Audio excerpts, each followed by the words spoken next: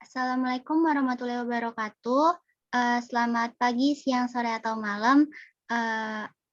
Salam sejahtera bagi kita semua. Kepada yang terhormat Ibu Dewi Mulyati, MSI MSC, sebagai dosen pengampu pada mata kuliah Praktikum Fisika Komputasi, kami dari kelompok 10, Pendidikan Fisika A 2020, izin untuk memaparkan materi tentang proyek 1, yaitu Comparison Methods for Linear Algebraic Equation, yaitu tentang menentukan konsentrasi bahan kimia dalam sistem 5 reaktor pada keadaan stabil. Boleh di next? Adapun anggota dari kelompok 10-nya, yang pertama boleh Farisa. Iya, nama saya Farisa Zaranika Dewi dengan NIM 13026200009. Yang kedua Inarti. Nama saya Inarti Rohma dengan NIM 130262030. Dan yang ketiga ada Selfie. Nama saya Salvia dengan NIM 13026200035. Serta yang terakhir ada saya sendiri, yaitu Renia Sifa Zahra dengan NIM 130262020. Boleh di next?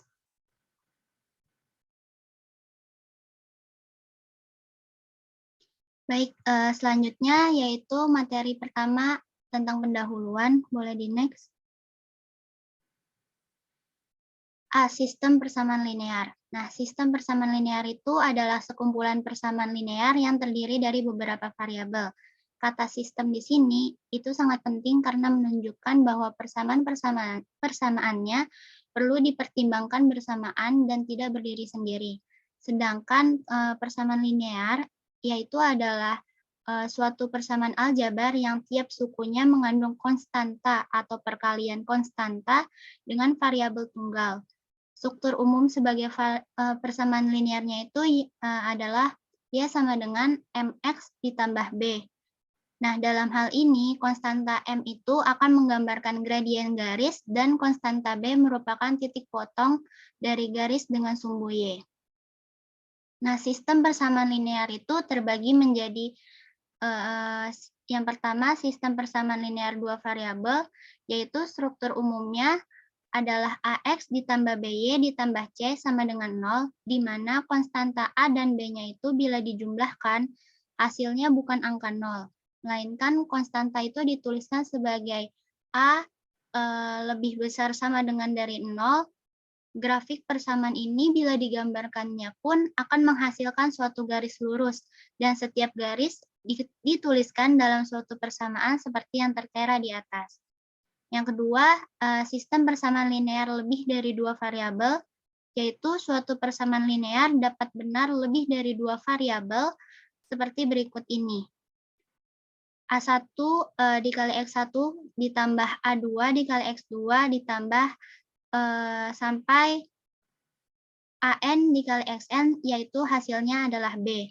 Di mana dalam struktur ini digambarkan bahwa A1-nya adalah koefisien sebagai variabel pertama, X1, dan N merupakan banyaknya dari variabel total, serta B adalah konstanta. Boleh di next? Nah, selanjutnya di sini ada metode eliminasi Gauss. Eliminasi Gauss sendiri itu diperkenalkan oleh Carl Friedrich Gauss, yaitu pada tahun 1777 sampai 1855 dengan mengubah matriks itu diperbesar dari suatu sistem persamaan linear menjadi matriks Eleson baris. Nah, matriks Eleson barisnya itu seperti yang tertera pada gambar, yaitu matriks A11, A12, A13, A14, A22, A23, A24, lalu ada A33, A34, sampai A44, maupun seterusnya. Nah, suatu matriks itu juga dikatakan memiliki bentuk eselon barisnya. Yang pertama, jika entry bukan 0 pertama dalam setiap baris adalah 1. Dan yang kedua, jika baris tidak seluruhnya mengandung 0, maka banyaknya entry 0 di bagian muka pada baris lebih besar dari banyaknya entry 0 di bagian muka pada baris. Yang ketiga, jika terdapat baris-baris yang entry-nya semuanya 0, maka baris-baris ini berada di bawah baris-baris yang memiliki entry-entry 0. Nah, proses menggunakan operasi baris 1, 2, dan 3 untuk mengubah suatu sistem linear menjadi sistem matriks diperbesarnya dalam bentuk eselon baris disebut eliminasi Gauss. Inti dari metode ini itu adalah mengubah persamaan ke dalam bentuk matriks yang sederhana.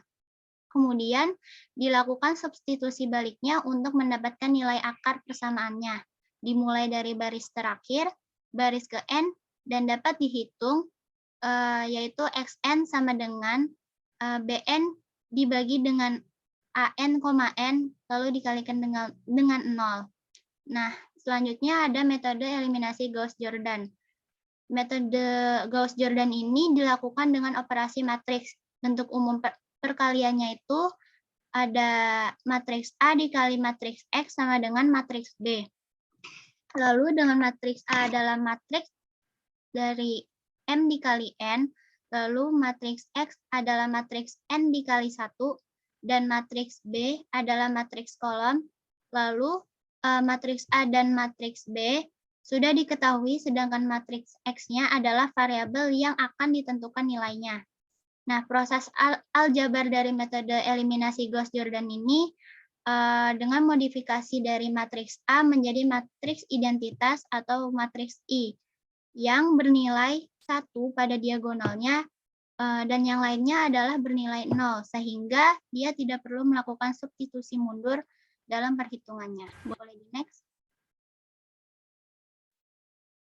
Baik, selanjutnya akan dilanjutkan oleh pemateri berikutnya. Oke, selanjutnya yang D yaitu metode matriks balikan. Nah, misalkan A inverse adalah matriks balikan dari A. Hasil kali A dengan A inverse menghasilkan matriks identitas I. A kali A inverse sama dengan A inverse kali A sama dengan I. Bila matriks A dikalikan dengan I, akan menghasilkan matriks A sendiri. AI sama dengan IA sama dengan A. Berdasarkan dua kesamaan di atas, sistem persamaan linear AX sama dengan B dapat diselesaikan sebagai berikut. AX sama dengan B. Kalikan kedua ruas dengan A inverse. A inverse kali AX sama dengan A minus A inverse B. IX sama dengan A inverse kali B. X sama dengan A inverse kali B. Lalu yang selanjutnya ada metode LU decomposition. Metode dekomposisi LU dikenal sebagai metode penyelesaian sistem persamaan linear bersifat langsung atau direct method yang cukup efisien. Dekomposisi LU adalah cara penyelesaian sistem persamaan linear dengan terlebih dahulu memfaktorkan matriks sistem persamaan linear menjadi dua matriks. Matriks pertama adalah matriks segitiga bawah dengan diagonal semua bernilai 1. Sedangkan matriks kedua adalah matriks segitiga alas. Untuk lebih lengkapnya sebagai berikut. Yang L seperti ini dan yang U-nya seperti ini.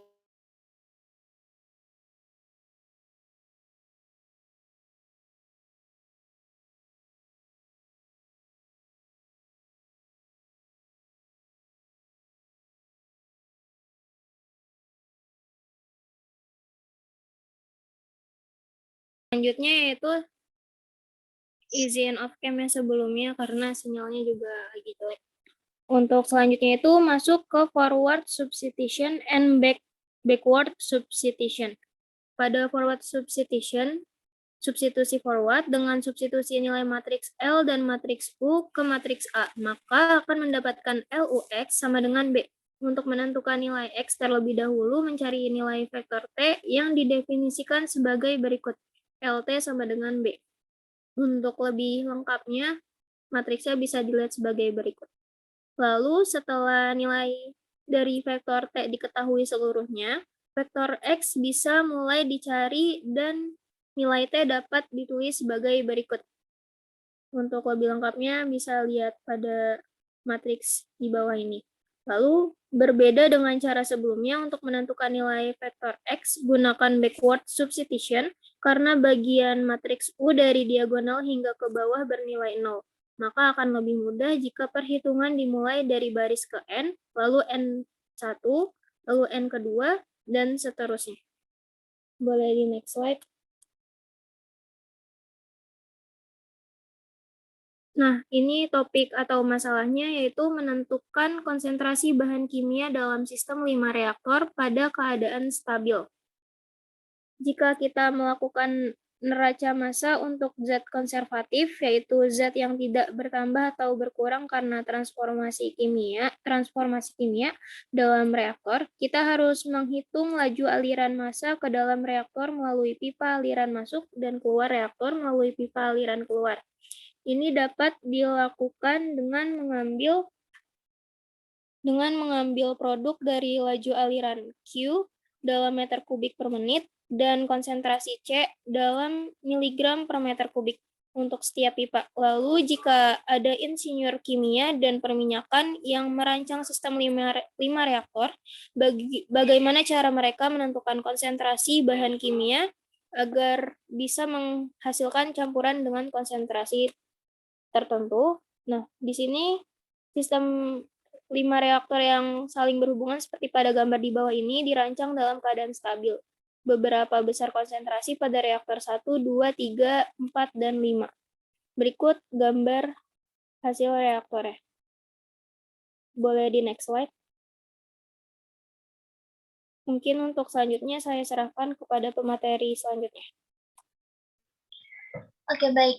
Selanjutnya, dari topik atau kasus yang tadi sudah kita jelaskan sebelumnya, maka permasalahan intinya itu adalah membuat program untuk menentukan besar konsentrasi bahan kimia pada keadaan stabil dalam sistem 5 reaktor. Di mana dari masalah ini kita merumuskan mathematical equation-nya gitu, di mana tadi kan dikatakan kalau sistem 5 reaktor itu dalam kondisi stabil. Nah, maka rumusnya itu adalah input sama dengan output atau aliran masuk sama dengan aliran keluar. Kemudian mathematical equations yang keduanya kita bentuk persamaan linearnya. Jadi persamaan linear yang kita dapat dari masalah yang tadi yaitu minus 8C1 ditambah 3C3 sama dengan minus 50. C1 dikurang dengan C2 sama dengan 0, 2C2 kurang 10C3 sama dengan minus 160, 7C3 dikurang 10C4 ditambah 3C5 sama dengan 0, dan 4C1 ditambah 2C2 dikurang 6C5 sama dengan 0. Nah, dari persamaan linear ini kita ubah dalam bentuk matriks. Bentuk matriksnya kayak gini ya, A dikali C sama dengan B, di mana A-nya itu adalah konstanta dari masing-masing variabelnya dimasukin, kemudian C itu adalah variabel-variabelnya C1, C2, C3, C4, dan C5, dan B itu adalah matriks dari ruas sebelah kanannya. Boleh dilanjut? Dari sini ada hasil dan pembahasan. Boleh dilanjutkan. Nah, hasil dari metode yang pertama yaitu metode dari eliminasi Gauss-Naif. Jadi pada metode Gauss-Naif ini persamaannya itu diubah ke dalam bentuk matriks sederhana menggunakan operasi baris elementer. Kemudian setelah matriksnya itu sederhana, kita melakukan substitusi mundur untuk menghitung nilai variabelnya. Di mana dalam penyelesaiannya ini metode Gauss ini menghasilkan matriks segitiga atas atau matriks eselon baris. Nah, berdasarkan program yang telah kami buat, ada codingannya, ada source code-nya gitu ya, nanti terlampir. Itu didapatkan solusi persamaan yang pertama ada C1 sebesar 13,243, C2 sebesar 13,243, C3 sebesar 18,649, dan C4 sebesar 17,027, kemudian C5 sebesar 13,243, di mana solusi yang dihasilkan oleh program dengan metode Gauss ini hasil perhitungannya itu sesuai dengan perhitungan menggunakan kalkulator Gauss. Bisa dilihat sendiri pada gambar yang tertera di bawah ini. Itu adalah hasil perhitungan dari kalkulator Gauss, di mana X1 itu menunjukkan C1, X2 menunjukkan C2, dan begitu seterusnya. Nah, maka dari data-data yang kita dapatkan, dari program maupun dari kalkulator ini dapat disimpulkan bahwa metode Gauss yang diterapkan pada program yang kami buat itu dapat menyelesaikan sistem persamaan linear pada kasus yang diberikan. Boleh dilanjut? Oke, selanjutnya akan dijelaskan oleh rekan saya. Baik, terima kasih. Selanjutnya, ini adalah hasil dan analisis dari metode eliminasi Gauss-Jordan. Nah, metode eliminasi Gauss-Jordan ini menghasilkan matriks yang lebih sederhana lagi dibanding metode Gauss-Naif. Metode ini mengubah matriks segitiga atas menjadi 0 dengan cara meneruskan operasi baris dari eliminasi Gauss, sehingga terbentuk matriks diagonal. Nah, solusi dari persamaan kasus menggunakan metode eliminasi Gauss-Jordan ini menghasilkan C1 sama dengan 13,243, C2 sama dengan 13,243, C3 sama dengan 18,649, C4 sama dengan 17,027, C5 sama dengan 13,243. Dari hasil tersebut menunjukkan besar konsentrasi bahan kimia pada masing-masing reaktor dalam satuan mg per m pangkat 3. Kemudian ada hasil dari metode eliminasi matriks balikan. Pada metode matriks balikan ini, jika A dan B matriks bujur sangkar sedemikian rupa sehingga A kali B sama dengan B kali A sama dengan I, maka B disebut balikan atau inverse dari A dan dapat dituliskan dengan B sama dengan A inverse. Matriks B juga mempunyai inverse yaitu A, maka dapat dituliskan dengan A sama dengan B inverse. Jika tidak ditemukan matriks B, maka A dikatakan sebagai matriks tunggal atau singular. Jika B dan C adalah inverse dari A, maka B sama dengan C. Dari metode ini dihasilkan solusi persamaan yang menunjukkan konsentrasi bahan sebagai berikut. Pada reaktor 1, terdapat 13,243 mg per meter kubik. Pada reaktor 2 terdapat 13,243 mg per meter kubik. Pada reaktor 3 terdapat 18,649 mg per meter kubik. Pada reaktor 4 terdapat 17,027 mg per meter kubik. Pada reaktor 5 terdapat 13,243 mg per meter kubik. Selanjutnya, pada metode hasil dari metode dekomposisi Lu, matriks A difaktorisasi menjadi matriks L dan U. Kemudian menggunakan forward substitusi dan backward substitusi untuk mendapatkan vektor X, yaitu solusi dari persamaan. Jika masih belum menemukan vektor X, maka digunakan pivoting. Namun dalam kasus ini, pivoting tidak diperlukan karena solusi sudah didapatkan. Nah, hasil dari metode dekomposisi Lu itu yaitu pada reaktor 1 terdapat konsentrasi bahan sebanyak 13,243 mg per meter kubik.